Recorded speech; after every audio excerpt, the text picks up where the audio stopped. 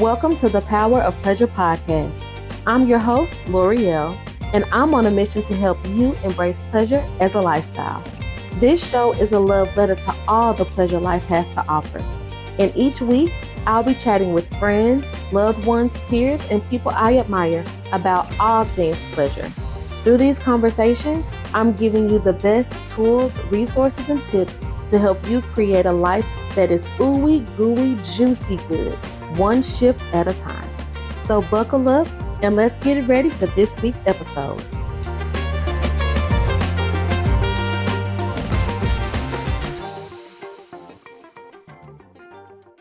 Good morning, good afternoon, good evening, beautiful people, wherever you are. Thank you so much for joining me today for another episode of the Power of Pleasure podcast. I am your host, L'Oreal Moss, and today we are joined by my amazing guest, Danie. Welcome, welcome. Danie is a holistic sexologist and self-growth junkie. So welcome to the show. Round of applause. Woo-hoo! I'm so excited to be here. Thank you for having me on.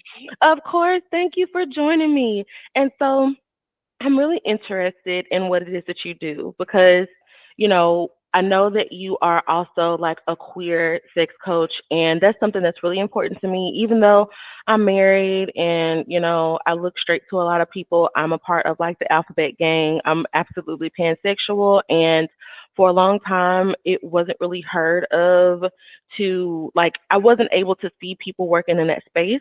And Yeah. so it's amazing how much support and how much advocacy and like how many people are just coming out and they're doing work around sex for all different orientations and identities and not just, like the traditional ones. And so I think that's great. So shout out to you for that. Thank you. That's exactly why I wanted to work with that community, because I myself am part of it and didn't see anyone doing it. So I was like, we need some help out here. Wonderful, wonderful. So while we're on the topic, could you go ahead and let the people know a little bit more about who you are and exactly what it is that you do? Yeah. So I actually left a straight marriage about 5 years ago, came out, found myself, started dating women and felt completely lost. I had zero education about how to interact with women. And in my experience, since we're socialized differently than men, it's quite different. And so I thought, I really need to get to the bottom of this because I want to be fulfilled emotionally, sexually, every way that I deserve. So I went on my path for education, and now I am helping other people do the same thing. So when they feel stuck, I specifically work with women or AFAB queers who are interested in dating other AFAB queers.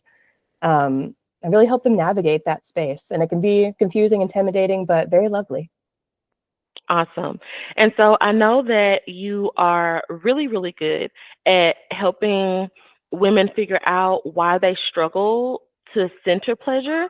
I know that part of that is due to conditioning because, of course, it's like, a lot of women are raised to like put other people first and, then get to themselves later. And so a lot of women don't pursue their pleasure. They don't pursue their joy because they feel like it's selfish. But you are really, really good at helping your clients to counteract that. So could you share a little bit more with us about how you started that journey? Yeah, absolutely. So I noticed within myself and also through working with people over time that there are three main, I guess you could call them archetypes, that I feel like women are siphoned into in these boxes as far as conditioning. And I like to call them the saint, the mother, and the porn star. And these all have a common thread of managing other people's emotions. That's what I have found is usually at the heart of a lot of these things. And it's not wrong, right? It makes sense that as social animals, we want to be accepted into a group. And so it really makes sense why you would want someone to feel comfortable and safe with you and accept you. But when trying to manage their emotions as your only pathway, that's where it starts to affect your pleasure and your joy. I think that's really, really good. I love that grouping, because as soon as you said that, it made me think back to college, and that's pretty much how, all of the women were grouped up. Like you have the goody goodies, and then you have the ones that you can go to with any problems that you're having, and they're gonna comfort you and nurture you, and then you've got like the party girls. Mhm. And so I think that that's really interesting. How do you think that I guess what are some of the common obstacles you see? Whether, it's just in daily life or whether it's working with your clients when it comes to centering their own pleasure. I know that you mentioned they want to please other people, put other people before themselves. Is that the main obstacle or are there other things that you notice? I would say that's one of the main obstacles. And the other one that comes up a lot is also, I'm gonna shake my fist at society again. It's it's the pace that we're expected to live at. So pleasure is really hard to access if you don't slow down, and slowing down is very discouraged. At least in my society, and I think in a lot of developed places, they expect you to work and perform at the pace of a machine and really don't leave room for the humanity, the slowness, the just taking a second to look around and ask yourself, do I need some water? Do I need to go to the bathroom right now? That's major. I was speaking with another guest about like being disembodied and how a lot of people are not in touch with their bodies. They don't really know what's going on with themselves. And then, there's kind of this thing that happens where they randomly get sick or it feels like, Yeah. something goes wrong and it happens out of the blue when really like the signs were there, but they were just moving so quickly and just focused on like checking the next thing off their list that they kind of ignored it. And so why do you like outside of like society, we all have free will, right? Mhm. But what do you think is the reason why women have such a hard time focusing on themselves? Like I understand that the societal impacts and the programming is real, Mhm. but we all have those thoughts when we're alone, right? Like Yeah. I need to stop doing this. I don't need to be with this person. I Mhm. need to quit this job. I need to stop eating this way. I need, we all have those thoughts when we're alone by ourselves. We have those self-reflective moments. What do you think is the main driver that stops so many of us from taking action on what we know to be true?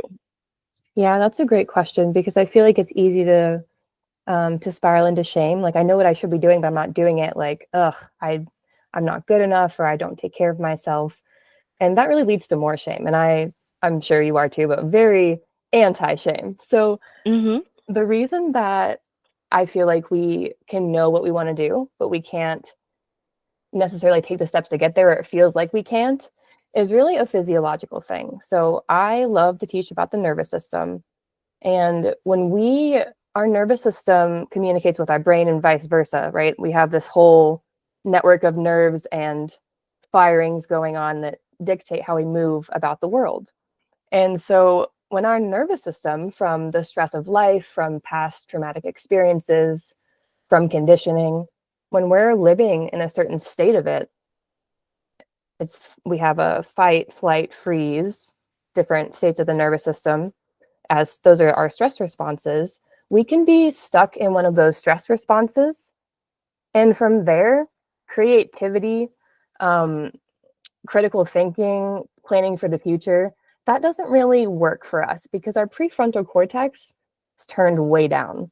So we're not firing on all cylinders, so to speak. Our body is like, we're stressed, all we can do is focus on getting to the next moment. We're not really able to plan big picture. What do I want my life to look like? What are the steps to get there? Because that takes our prefrontal cortex. And that's not operating online when we are stuck in a stress response from whatever is happening. I feel like you just described a phase that I came out of recently. Um, it's kind of like the fog was lifted and it's like, oh, like I feel like I can function now. Yeah. And I never even really knew the physiology behind it. I just knew like things had got to a point where it's like, okay, I can't keep doing this, I'm probably going to end up like being institutionalized Mhm. or, something. And I don't want any of that to happen. And so I know some of the things that I did, but when you are dealing with clients who are in that space where they Mhm. have been stuck in, whether it's fight, flight, freeze, whichever one for so long, or they're feeling the guilt, they're feeling the shame, they're feeling hopeless, they're feeling like things are just not going to get better. Mhm. They feel like this is the only option, like this is as Mhm. good as it's going to get. I need to just settle here. Mhm. What are what is some practical advice or maybe a couple of small steps that you will give to them to help them start the process of like crawling out of that hole? Yeah. So the most common response, the stress response that I see people get stuck in is the freeze. And then they go from feeling like I need to do everything at once, I can't do anything, I'm overwhelmed. So they're going between these two states, and it just feels like you're hitting the gas and the brake at the same time. So you're so overwhelmed, but you can't do anything. And so, like we talked about, the big picture planning is not available in that space. So I don't want to talk about big picture like, oh, well, in 6 months you could be doing XYZ. That means nothing in this state. Mhm. This is a stress response, right? So biologically, we're like, how do I get to the next hour? So I like to really dial it in. And I'm thinking, okay, how does the seat feel like under your butt? Is your back supported in your chair? How's the temperature of the air?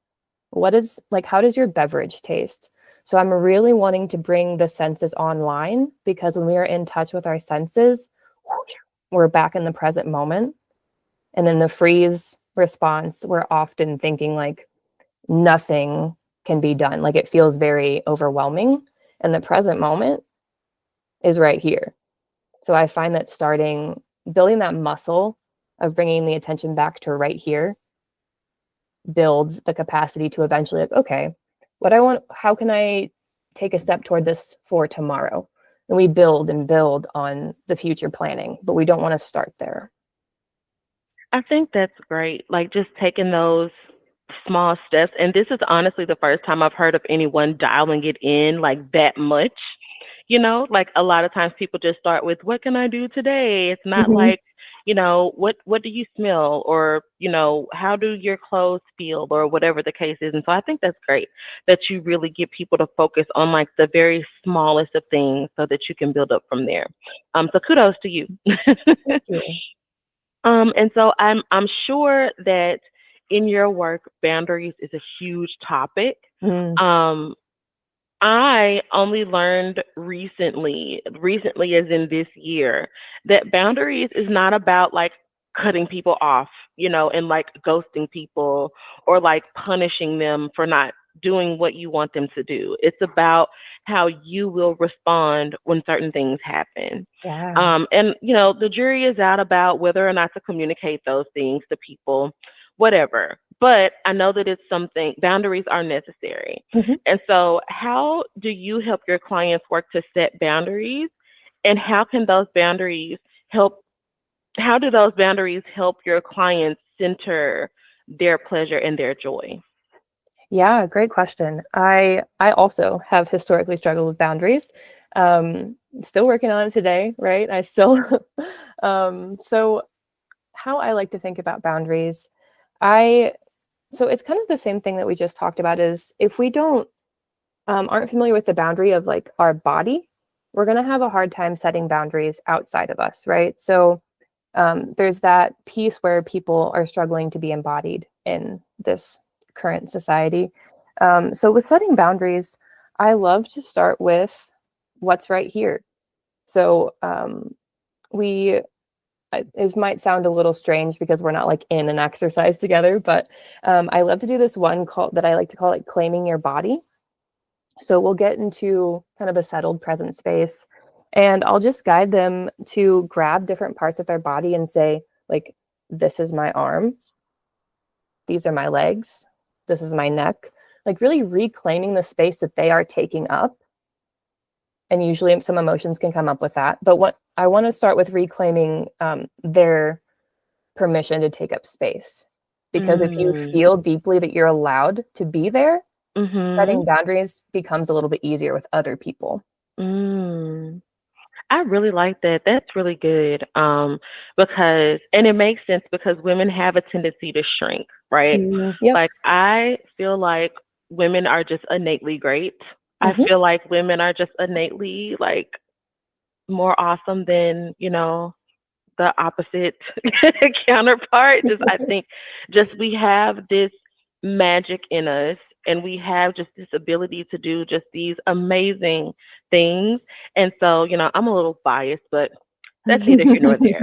But, it's makes sense because so many women will shrink in order to make other people feel better, Mhm. regardless of who that person is in their life. And Yeah. so on the topic of like giving themselves permission to take up space, would you say that doing that work is also or doing those kinds of exercises are also like a really good start for women to give themselves permission to like center their needs, or do you think that the work is a little bit different? Because I ask that because a lot of women, and I'm speaking from personal experience, Mhm. working on myself, working with clients, there's this discomfort that comes up. There are these feelings of like selfishness, there are these feelings of guilt, of shame, of this is wrong. I'm a good person. I shouldn't be doing this, right? Yeah. And so, do you feel like the work of helping them take up space is the same work that they need to do to give themselves permission to focus on themselves and their pleasure? I feel like it's part of it. I think feeling comfortable taking up space, like feeling comfortable centering your pleasure, it's like building a muscle. So if someone is struggling to center their needs, which I also do sometimes, right? Um, Mhm. I like to ask them, what are your basic needs, right? What keeps you alive? Water, food, sleep, movement of some kind is can be helpful. Are you centering those? I like to start there. I like to start really physical because once we get bigger into the concepts of like pleasure and relaxation, that's a lot more difficult. And we go there, right? But I want to start with the physical needs. Are you meeting your basic physical needs? If not, let's take a small step toward that. Maybe you buy a water bottle. Maybe you take a walk like while you're talking to your friend after work. How do we start like building that muscle of centering your needs, your basic needs first? Because those are easy to forget. They're so basic that we just forget that they exist. Mhm. Yeah. I think too it's really interesting, right? Because I mean, it's interesting, but it also kind of makes sense because it's easier sometimes to spot what other people need. Hmm. Like, oh, I've noticed such and such, they're doing a water challenge, but they haven't had any water today. Maybe I should remind them to drink some water. Or, maybe like you're at work and you're like, well, I haven't seen, my cubicle mate or whatever eat anything today. Maybe I should offer them like a granola bar or whatever. Hmm. Um, but I do think that there is a power that comes from centering yourself and focusing on your needs, and Hmm. sometimes that can be intimidating. Yeah. I had an experience like that where I started to feel so good at one point that I felt like something was wrong. Um, like I was just Yeah. like, I'm really happy. I don't really care about other people, and not in like like a fuck you kind of way, but just in a that's your problem, not my monkeys, not my circus. I feel Hmm. good. Like I'm great. You're doing what you're doing, I'm doing what I'm doing. And it felt wrong, you know. Yeah. And I think part of that was because I wasn't able to share any of that with the people around me. Mm. And so can you speak to, I guess, what happens?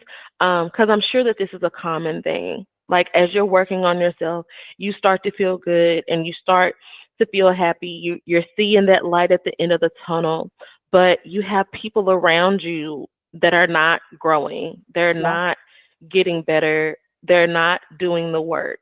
Hmm. And there's kind of like this natural separation that happens over time. because you have to kind of distance yourself to protect your peace Hmm. and protect your journey. But there's also a grief that comes along with that that a lot of people don't talk about. And so, how do you help your clients deal with that? Because it can be really intense. Yeah, that's so true. I feel like when you are riding that high, there's kind of a two-part thing that I usually see happening.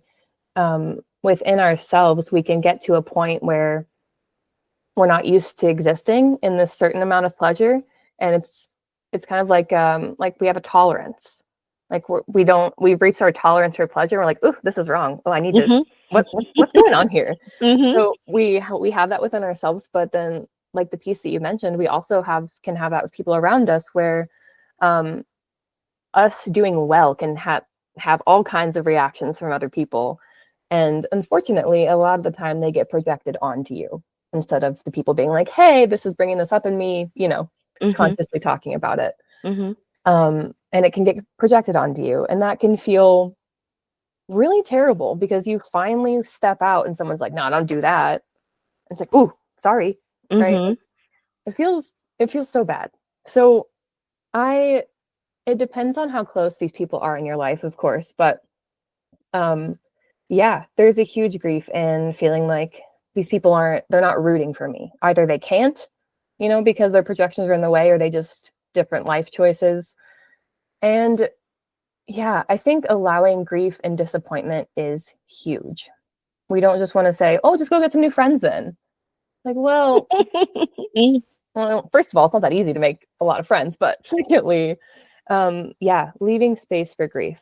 The way that I like to approach it with myself and my clients is honestly supporting them and feeling it. Like I'm not trying to gloss over it or oh, it'll be better. Oh, they're just XYZ. You're better than that. Like I'm not trying to get them to jump a step.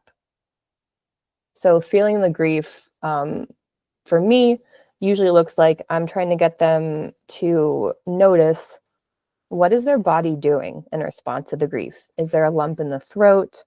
Is there like some churning in the belly? Is there like fists that are happening? Is there some rage mixed in? So I love to guide them deeper into the sensation to feel it. So because then it can move through, right? We can feel it and then learn from it and decide where to go from there. But we do not want to rush past it. And as a society, we have a very little tolerance for grief. I agree. I've noticed, just over the years in the work that I do, like in my studies, in interviewing, people for, podcasts or hosting workshops or whatever, there always comes a point where someone is just having a hard time. And it's not necessarily that they're, reverting or oh shit, she's depressed or whatever. Sometimes it could be that.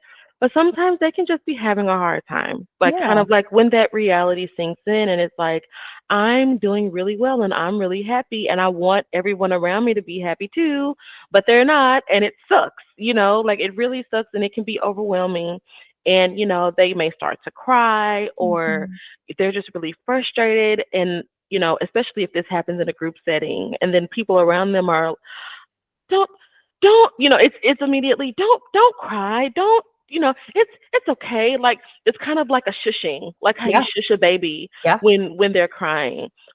Why do you think that happens? Why do you think that people have a hard time sitting in the grief or the discomfort of other people? Um, so usually if something makes you uncomfortable with someone else, it's usually something within you as well. So if like I also notice that tendency in myself, like, oh no, no, it's okay, it's okay. And that's because I myself have a hard time sitting with my own grief, my own disappointment. And so if we have a personal struggle, we also feel like we need to help the other person with that. But that's not what they need, right? They're not asking to be saved from their grief. That's our response because that's how we treat ourselves as well. And so if we notice some kind of whatever your reaction is to someone else's grief, that's a great indication that that's usually how you treat your own grief. And there's probably some more space that you could make for your own grief. I love that, and I agree with that as well. And that kind of takes me back to, like we briefly touched on, like, selfishness. Mm. I personally, don't feel like being selfish is a bad thing. Some people have reclaimed it and they say like I'm self full, or I'm full of myself, which just basically means that they're prioritizing themselves. Mhm. And so when it comes to selfishness, reframing, what it means, because of course it's made out to be something really bad for women, not Yeah, for men, right. Um, when it comes to reclaiming that, shifting the perspective around selfishness and what it means, what it can look like, how it can feel. What is some advice that you can give on how to strike a balance between being selfish but still maintaining a sense of like generosity and empathy within all of our relationships, not just romantic ones? Yeah, I think that's a great question. It's really presented as very black and white, right? You can either be selfish or you can be like a martyr and never consider your needs. And so it makes sense that if you come from a place of putting other people first for so long and you finally realize like, hey, I don't want to do that anymore. There's this anger that comes up, and then comes the hard boundaries or what people can like perceive as being selfish. And that's actually a really important part of the journey to having more balanced boundaries, because it really is a boundary thing. So the pendulum swings from having zero boundaries, or whatever the case is, to having really hard boundaries, and then it usually lands somewhere back in the middle of, I'm taking care of myself and I also consider you. So if people find themselves in the really hard boundaried phase, or people, people would perceive as selfish, I like to offer a little grace, because it really shows me that they've accessed that anger for having their boundaries crossed in whatever way, and they are reclaiming the boundary. So I want to celebrate it first, because it's a step along the journey. Mhm. And then if someone does feel stuck there and they're noticing it impacting their relationships, that's when I'm like, okay, how can we maybe bring some more balance here? Noticing that and like celebrating that is a really, really good way of like giving them credit, because Yeah. I know that the thoughts will come up like I'm a bad person, Hmm. I'm not being nice, I'm not, you know, being, insert whatever adjectives, meaning you're like a really good person here, right? Yeah. Um but two, like them even having the thought that they could be hurting someone, them even having the thought that they could be maybe doing damage to a relationship. I think that can often serve as proof enough that they're not the terrible person Yeah. that they've made up in their mind. No, that's exactly right. And I often find that when I do celebrate someone's um, maybe firm boundaries, then they're like, "Oh, you want me to have boundaries?" And they soften, and then they're ready to find some balance. But if you see someone in that like firm boundary, and they're like, "Oh no, you need to loosen up. You don't need to be like that." They hear it as, your boundaries are wrong again, right? You need to let people walk all over you again. And that's Mhm. going to usually make them brace up more. So we really want to offer like, hey, I see what you're doing, and this is a really good sign. People need just more celebration all around, but especially women in that area. We need to celebrate that. Absolutely. And so, like, along the lines of that, what are some ways, since we're talking about like reclaiming what it means to be selfish and all that good stuff, Mhm. what are a couple of ways that being selfish can help somebody to rediscover or maybe even rebuild their identity? Yeah. So I think that a lot of times what people call being selfish, there we go, is just them taking up amount like a typical amount of space for a person who like knows that they deserve to be there, right? So it usually feels really selfish to people, but yeah, that helps, because when you're being quote unquote selfish, you are more likely to set aside time for yourself and not let other people, not keep saying yes, yes, yes until you have zero time at the end of the night, and all you have the energy to do is just zone out. So it yeah, it allows you to find some time for yourself, and say no to things, which I feel is very important because when you have those boundaries and you're being selfish, you're saying no, and then that's saying yes to other things. When you say no, you're saying yes to something else. And that is, again, building that muscle of, okay, my needs matter, my time matters. And I think that's a really important belief to just soak in very deeply. Mhm. I agree with that. And so taking it back just a little bit, like earlier in the conversation, we just briefly hit on like how, certain things can take a hit when we are dealing with this, when we are centering other people, when we're not establishing the boundaries. And one of those things is creativity. And I Yeah. noticed like for myself, before I got to where I'm at now, and and for people listening, this is not a like I'm putting myself on a pedestal situation. Like I'm still dealing with things. I'm still struggling with things. Like I'm fighting my own little battles Me every too. day. So right. So I don't want you to feel like that. Um, Making that very, very clear. But I speak from a state of presence. I do my best to speak from a state of presence instead Mhm. of, like I used to. Like I don't want to stay there. And so that's why I say things a certain way. So I just want to take a moment to clear that up. Mm. But um, when I look at the journey, there was no creativity in my life whatsoever. Yeah. It was all just routine. I wake up, brush my teeth, wash my face. I might slap on some eyeliner, might put on a little bit of lip gloss. I might wear some perfume, but t-shirt, leggings, or t-shirt, jeans, and then go through the day, come home, feed myself, feed my kids, shower, go to bed, do it again. Mhm. I had absolutely no outlets for anything. I ate the same food all the time, even snacks, same snacks. I drank water out of the same cup. Like just everything was just very, same. There was no variation, no creativity. I wasn't, listening to anything different.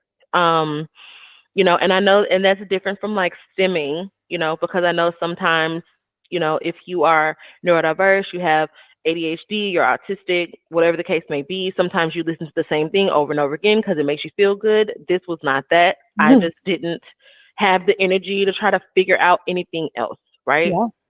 And so, what are some steps that you give to your clients, or maybe some steps that you've taken in your own personal journey to help nurture a sense of creativity and I guess inject more play or more curiosity into your routine to help pull you out of that? Yeah, I think that's so important. And when you do notice yourself like stuck in those routines, I've fallen into those as well, and it doesn't feel good. That's usually a sign that you're probably in a stress response and you don't have the capacity to access that creativity. So, once you realize that and you've, focused on your present senses like we've already talked about, the thing that gives me the most creativity and playfulness, honestly, is orgasm. I So like that. yeah, self pleasure, um, even if, it's not all about orgasm, but like self pleasure where I take time to like, I don't know, dance and just feel in my body, give myself compliments, really like build up the flirtatious energy with myself, then I notice that I feel more interactive with my environment. I notice, oh, that smells really good, or I think I kind of want a croissant today. Like I'm just more like, ooh, let's just see what happens, because I'm cultivating that energy within myself. I like that. And on the topic, I want to share some things that I did too. um, I think because I have kids, it was even more important that I found a way to not be, a stone cold bitch all the time. Yeah, And I say that just because that was a judgment of myself. Like I wasn't being mean to my kids, but I wasn't very fun either. It's like, yeah, hey, you want to play? Nope. right. Want to color? Nope. Like I didn't want to do any of it. And so one day I just got out a piece of paper and started scribbling on it. And then that led to me doing a word search. And then that led to me reading books. Like I am embarrassed to say how many books I have on my bookshelf that I have have not read. Um, like I will buy a book and then I'll get the audiobook. Um, Yeah, yeah. I'll buy a physical book because I like, books. I like the way that the pages smell and all that, but then I will get the audiobook. Mhm, Um, but even doing things like that, it really helped me to figure out what things made me feel good too. Like, because sometimes it's hard to focus on yourself. And mhm. so, kind of focusing on something outside yourself is it's a way that I tricked my brain into doing things that made me feel good. Um, and so, what would you say are maybe some quirky or interesting ways that people can kind of reclaim their joy, right? Like if they just cannot Mhm, make themselves, dance, if they just mhm. cannot, make themselves I don't this is gonna sound bad, right? I think orgasms are great, but some people just don't have the energy Yeah, for it. that's right. They just don't have the energy for it. So if they just don't have the energy for, Mhm. self touch and self pleasure, like what are some kind of, roundabout ways that you would suggest to help them, get back into discovering what even feels good for them? Yeah, I love that you brought that up because that's what I do now, but that's not what I did like a year, 2 years, 3 years ago because Mhm. that didn't feel accessible. So, yeah, there's no shame if anything that I say it doesn't feel accessible. We can always dial it back. And that's kind Mhm. of what we've been talking about this whole time is how do we zoom in more and more and more to something even more digestible? Yes. So some of the things that I have done, I've like gone on, I have like a usual walk that I go to, like walk on in my neighborhood. I will walk a different way. I will listen to nostalgic music from my middle school because that makes me feel a certain way. I also have a lot of books that I haven't read. So sometimes I will just honestly, based on my mood, I'll grab a book and flip to a random page and read it and be like, Mhm. okay, I'm going to try to think about this idea today. Mhm. Just some kind of new sensory input. So you can try a different drink, try a new tea flavor. Um, yeah, eat something spicy.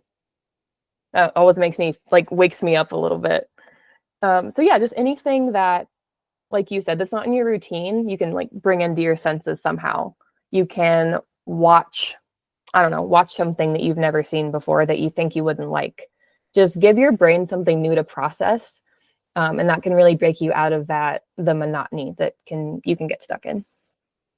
I like that, and thank you for sharing that. I think too, like the idea of things being like accessibility is real, so I Mhm, don't want to make it seem like I'm minimizing or like trivializing that at all.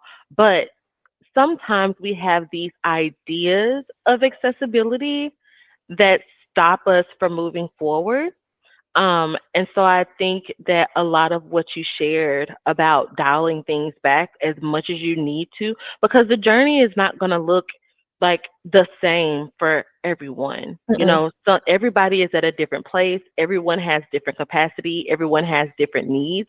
And so some people can jump straight to, hey, I haven't had an orgasm in 6 months. Maybe I should give that a try. mhm. Whereas some people are like, I don't even know, what kind of soap I want to use. Like I use Yeah. the same soap and maybe I can try using a different kind of soap. Or, I need a new toothbrush because this Mhm. one looks like it's been put through a paper shredder or Yeah. whatever, whatever. Like, and so I think it's really important to honor that. Mhm. And I think, it's just the judgment, self judgment comes up so much. And for anyone out here that is listening, dealing with self judgment, you are not alone. You're not doing anything wrong. And it is possible to overcome it, like with making these small changes. Because ideally, doing these small things every day, making these small, decisions to do something just a little bit differently than how you would normally do them, it gets easier, Mhm. and you start to just let curiosity lead you, and you find yourself in spaces that you probably didn't think you could get to. And every opportunity that you have to do something different, like, go for it, you know? Even sitting on a different side of the couch. Yes. Oh my God. Feels like a different world over there on the right Yes. side. Yes. Like it's sleeping on a different side of the bed or sleeping in a different position. Mhm. Like there, and I don't know if other people do this. Feel free to share, but sometimes when I can't sleep, I will just flip down to the foot of the bed and then I'm out like a light. And Nice. and I don't know why that happens, but sometimes I just grab my pillow, throw it down at the foot of the bed, and then I'm able to go straight to sleep. I don't know if that has happened to anybody else. I think it's the weirdest thing ever. But it works, and so I do it.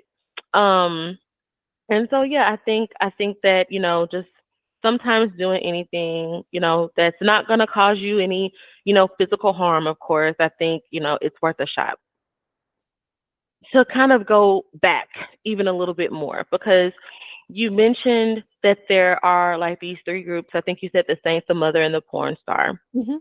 Do you feel like, I guess, kind of that conditioning, that grouping is different when it comes to queer women? Or do you feel like all women are able to fit inside those categories? I honestly feel like queer women still fit into those categories, with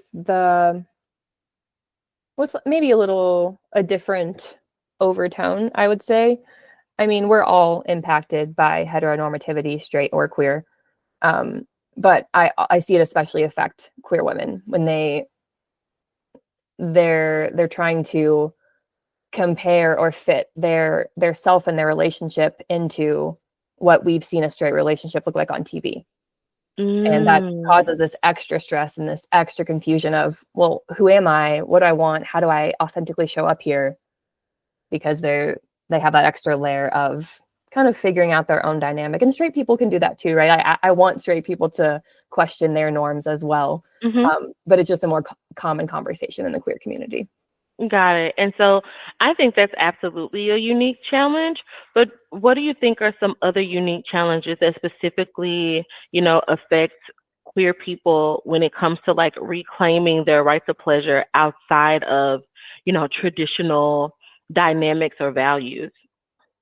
Yeah, a hard thing for, I'll say us, because I'm part of the community as well, not just them. Yes. It's not just my clients, right?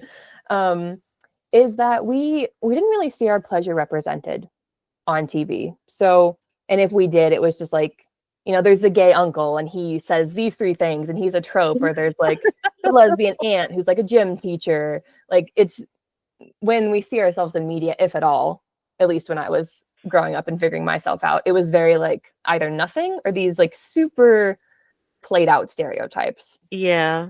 And so it can be hard to know that my pleasure is valid, that it's allowed, and that it's like acceptable, because I don't see anyone feeling good in their queer bodies.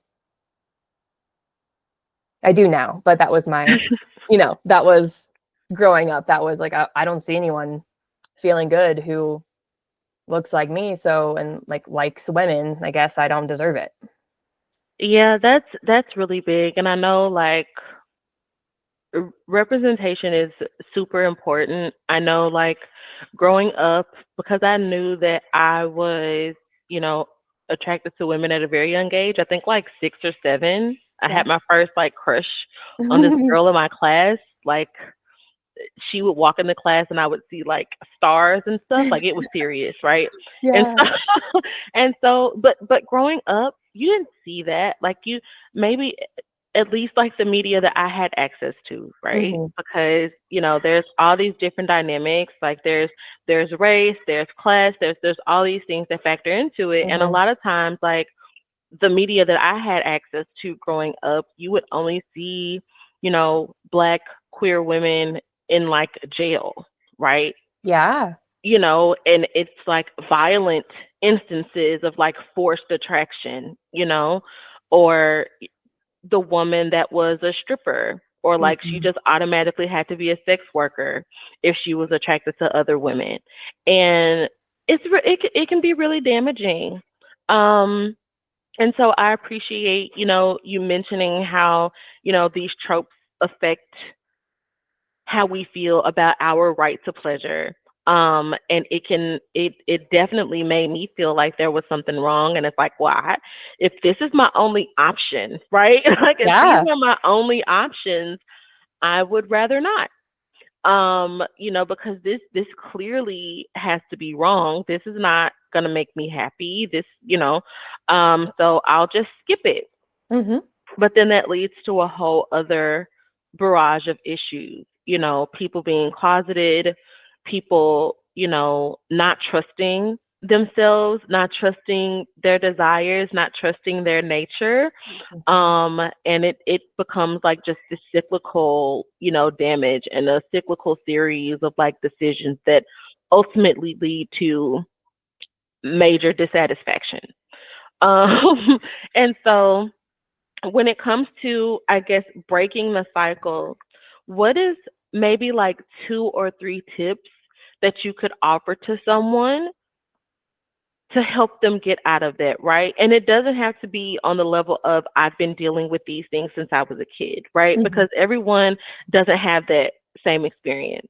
Yeah. So, what are maybe a couple of tips you can get to someone who's in a cycle of constantly making decisions that put them outside of themselves and center other people first, or center like societal norms first?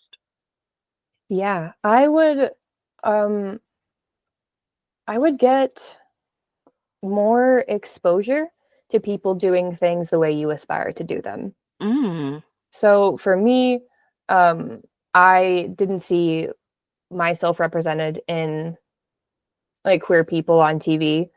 I was like, oh, I don't look like Ellen, so I guess I'm straight. Like that was literally what I told myself. I'm like, okay, well, done, easy. Um, so I started like seeking out just movies. Like most people have access to like a streaming service. Seeking out movies with more people that look like me, who are like more feminine, maybe two more feminine stars in a movie, and they kiss or like they're flirting or whatever it is for you that you don't feel validated by society for. So there's indie media, right? There are people who have had something similar. Whatever your experience is, there is some other human that's probably made art about it. So go to your library, check out a book, a memoir, a movie, music, even. Find find a way for your experience to be reflected back to you. My like art is a beautiful thing and it's evocative on purpose. So Hmm. is there art that can reflect yourself back to you in some capacity? I love that, and thank you so much for sharing that. Like I love seeing threads of like, sapphic novels Yeah. that come through, or like music catered to, those queer relationships and exploration. And I think it's really beautiful because it wasn't something that I had exposure to growing up at all. Yeah. Even being in college, it was not a thing. It was more of like, what movie star do you think is secretly gay, or you know what I'm Yeah, saying, totally. or what pop star do you think is like, really, is this person really bisexual, or is it just a selling point, for their career? It was more of that. But there has been just this blooming of representation and opportunity for people to find themselves in different forms of art, different types of media, all of that. And I think it's great. Um, but I know that there can still sometimes like be a struggle. Mhm. I I can't remember the name of the, I'm gonna call it a condition. I don't know if it's actually a condition, but that's the word that's coming up. But there can be this, sometimes we look for the evidence, and when we find the evidence we still reject it. Mm. Because I guess we're so used to the battle, And I guess kind of looking for a reason to not continue to seek the good. Yeah. And I often attribute that to because I went through that as well, and I often attribute that to like we said before, you reach the upper limit and you want to bring yourself back down. And I didn't have anyone like in community with me to help me stay strong in the path that I was on. I just kind of had to do it myself. And over time of putting those boundaries in place, I learned, what to do in certain situations where people were projecting things onto me or whatever, but that Hmm. took time. That took time and practice, and it was definitely a lot harder to do it alone. Yeah. And so with that being said, what are maybe some tips or some tools that you would offer, to maybe your former self or a client that you have to help them stay strong in their journey to reclaim their joy, reclaim their pleasure, reclaim their life in the face of like criticism and judgment from other people? Yeah, support is so important. And for me and for a lot of other people, we didn't have that immediate support from our family or maybe friends, whatever. And that's really where the internet comes in, right? There are pros and cons to being on the internet, but something that I love about it, and people have, back in the AOL like messaging days, you can connect with people that you don't usually have access to. Mhm. So, and this usually it's free. Like you can go into paid groups, but Facebook groups, there, if you have the access to go somewhere else, you can go to join the meetup groups, and they're usually like for a specific crowd. They're usually people like a certain identity, or there was one that was like late blooming lesbians, or like recently divorced moms, or single parents. Like Mhm. you can always find something that overlaps with part of your identity. And it can feel nice to just hear other people not only have a similar struggle, but like how they're dealing with it too. Because it feels validating to hear, like, okay, I'm not the only one suffering. And oh, that's a good idea. I think I'll try that. Both ends are really beneficial, just being around people who get it, or at least get part of it, right? Mhm. Mhm. Yeah, I think that's really, really good. And so, thank you for sharing that. I think too, like some people can like be hesitant to join those communities, but Yeah. I will definitely advocate for doing that. Because there is undoubtedly someone in the group that feels the exact same way you do, that share a lot of the beliefs that you do. If you're willing and open to like let yourself be a little bit vulnerable, and let yourself engage a little bit. I think there's absolutely benefit to allowing yourself to be part of community, because you don't have to always isolate in order to heal and get better. Yeah, I like that you brought up that it was vulnerable, because that's what kept me from joining those types of groups for so long. Because struggling alone is easier in one way and harder in another way. It's Mm, easier in the fact that no one's seeing you struggle, and that's can be a really vulnerable thing, but it's harder in that you feel like you're the only one struggling, right? Which can prolong trying to get to a different place. So it's going to feel vulnerable and probably weird and like, oh, this is dumb. Like no one's even going to, right? Your brain can have all these thoughts about joining the groups. Like no one's even going to, I'm not going to like anyone. No one's going to, have the same ideas as me. Ugh, that was what my brain was telling me, right? But just do it. Just try it. Um, yeah, a lot of people, especially when you're seeking out a group specifically for a certain struggle, a lot of people are more open than you would think to making connections. I think that's so funny. That's honestly one of the ways I kind of like tricked myself into doing things. Like I think this movie is gonna suck so bad, I'm gonna watch it so I can see how bad it is, and Ooh, then I nice. end up liking it, right? Or oh, this food is gonna be disgusting. I'm gonna order this this meal or whatever, and it's gonna suck, and then it ends up not being terrible. Um, so I kind of that's something that I used to do. Sometimes I still do it. That's something that I've kind of added to toolbox, right? Like if I'm really, really hesitant about something, it's like, well, I think it's gonna suck, so let me see how sucky it is, and then, you know, hopefully, if I prove myself wrong, cool. But if not, I was right all along. Um, but so when you think about the future of pleasure and empowerment, what is your vision for a world or like a society where women are unapologetically centering their joy and their pleasure? What does that look like? Yeah, from my from my idea, I think it looks like, for one thing, expanding the conversation around pleasure, because I feel like Mm, in like our society is hypersexual in one way, right? But then super closeted about sex in another way. yes. And we, at least I did, and a lot of people I talk to have an association between pleasure and sex, and they're not exclusive. Sex can be pleasurable, but pleasure doesn't need to be sexual. So I would love Mhm. to expand the conversation to make pleasure seem less intimidating. Because when Mm. someone hears center your pleasure, it's like, I don't have time for that. I'm supposed to buy a vibrator. I got groceries to buy. My kids are screaming. Like, it's just like, ugh, that's stupid. And I would love for it to be like, oh, pleasure means spending 5 extra minutes in the shower when no one can bother me. Because when it seems accessible, more people want to do it, and then more people feel good, more people want to talk about it, and then it's cool. It's cool to center your pleasure, like once it catches on. Right now it's very yeah, it can feel harder because not a lot of people are doing it. Well, I mean, if you're in a certain group, they are, but as a whole, it's not like trendy necessarily. And so I would love to see it catch on if we make it like more entry points into it. Yeah, I love that. And it's like I'm trying not to laugh because that was just so funny to me that I love laughing. It's okay. I'm trying to hold it, but that was so funny to me.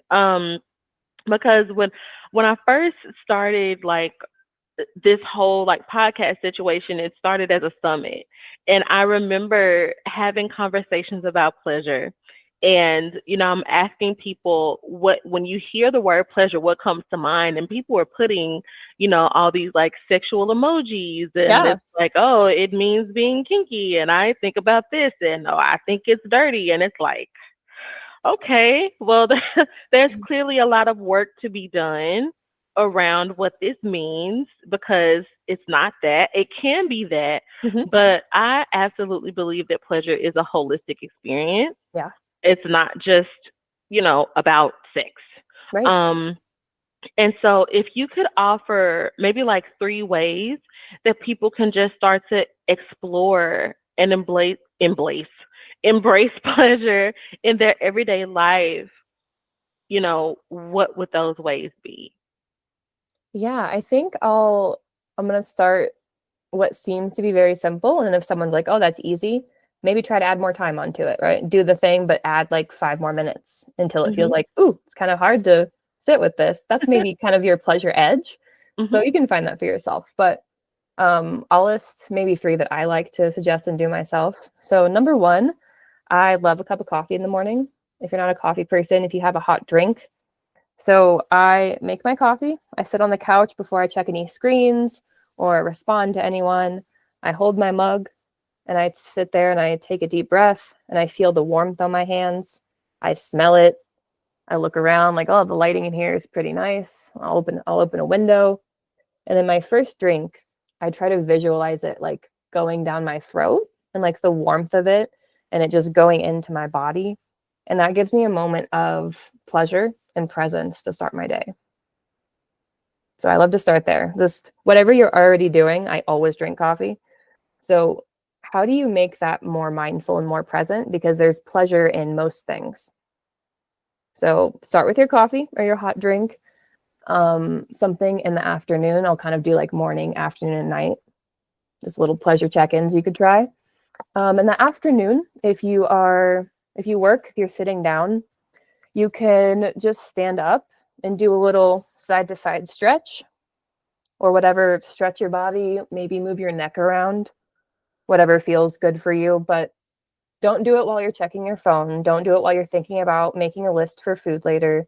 Really see how present you can stay with the movement. because there can be pleasure in that relief and a stretch as well. And then the last one, you can try at nighttime. I like to, once I get into bed, I lay down and I like to notice how the mattress is supporting my body and which places feel supported and just which places I want to adjust. Because as you're checking in with yourself, you're noticing what feels good, what needs to be moved, where is pleasure, where is discomfort that I can adjust. That's all building your pleasure muscle. I like those, and I'm all for like, people call it intentional eating or like meditative eating. That's one of like my favorite things to do. Like what Yeah. you described with the coffee, I do that, with either my coffee or my tea or, whatever breakfast I'm having first thing in the morning, especially if I get to eat my food before my kids wake up. Yeah. It's like it is the best, and I get to sit there like I look at my food, like I try to see Mhm. how many, like, can I pick out the different seasonings that I put in there? Ooh. Like how does this smell like something I want to keep eating, right? Mhm. Because sometimes we just get in the habit of eating things because we've always done it. It's like, does this smell like food that I want to keep putting in my body? Mhm. Um, yeah, I love all those tips. So thank you for sharing that. Yeah, it's all about just bringing your senses online whenever you can, because your senses are Mhm. what's gonna build that pleasure feeling. Absolutely. And so we have reached the part of our show where I like to kind of get my guests to dig a little bit deeper. Okay. And I have two questions that I want to ask you, and I ask every single guest on the show. And the first question is, what is your non negotiable pleasure principle? I would say um, the pace. Going slow is my non-negotiable. I can tend to get into a rhythm and then get more efficient at that rhythm. So I'm getting things done faster and faster and faster. So my non-negotiable is checking with my pace and making sure I'm taking time to go slow.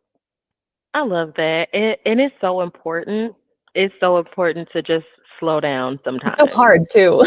Yeah, it is.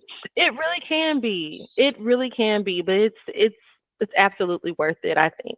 Yeah. And the next question that I want to ask is, what does pleasure feel like for you? Hmm.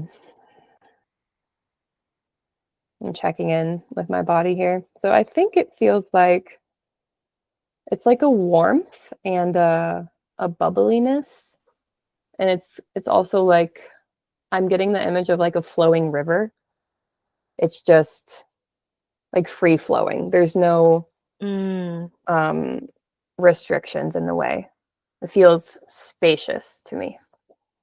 I love that so much. And I love asking that question, not only so I can get evidence of different ways pleasure can feel, but I think it's really important for the listeners to have that too. Like, we all have these preconceived notions about things, about how things are supposed to look, how things are supposed to feel, how people are supposed to act. Hmm. And so I love asking that question because every person's answer has been different. Ooh, And I'm I gonna. love that. Yeah, like it's, some people, like you said, it's warm bubbles. Another person says it's like, smelling that cup of coffee, like that feeling you get when you first smell that coffee, that kind of euphoric, like, oh my goodness, this is gonna be so good. Like something that, unlocks that anticipation, right? And so I think it's great. And thank you so much for sharing that with me. And so I know that there are going to be people who are interested in working with you. Maybe they want to, kind of stalk you online a little bit to see if you'll if you'll be a good fit to help them along in their journey. Yeah. And so, what's the best way that they can get in touch with you? Yeah, so my website is saphicsexologist.com, and there are links there to my socials. You can read about me, get all the information you need there. Awesome, and I'll make sure that we have the information in the show notes somewhere. And so, like, I just want to take a moment to say thank you again because, like, this is our first time meeting. Contrary to popular belief, a lot of the people that I interview, I don't know them. Like, I don't know them. We've never met, not Facebook friends or anything, like that, at least not yet in most cases. Yet you made Um, me feel so welcomed. oh, thank you. I try. I really do try. I always get so nervous because I'm like, I hope they don't think I'm like stupid when I'm doing these interviews, but I haven't had a bad experience yet, and so I'm just taking that as a sign to keep going. Yeah. But thank you so much for taking time out, in what some people would consider early in the day to be to be talking to me about just joy and pleasure and like your journey. So thank you so much for exchanging your energy and your time. My pleasure. Thanks for having me on. Awesome. Well, I'm hoping that we get a chance to connect again in the future. But yeah, thank you so much. And until next time.